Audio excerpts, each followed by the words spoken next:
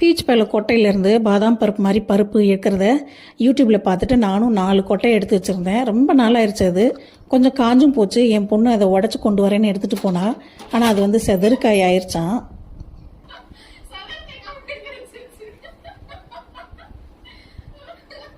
நிஜமாகவே நாங்களும் உடச்சி பார்த்தோம். அதுக்குள்ளே ஒன்றுமே இல்லை.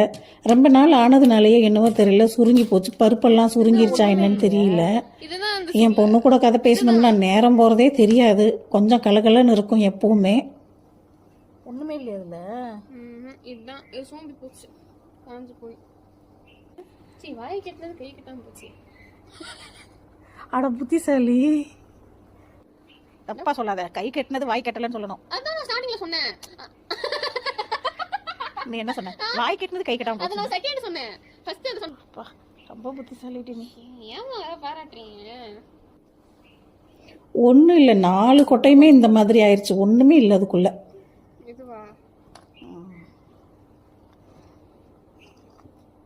தெரியலையே. சிட்ரா இல்லல, பீச் தாண்டி இது. பீட்சா 4 கொட்டையிலுமே ஒன்றுமே இல்லை, வெறும் கூடாகி போச்சு. அப்புறம் அதை சுத்தமாக தூக்கி போட்டாச்சு.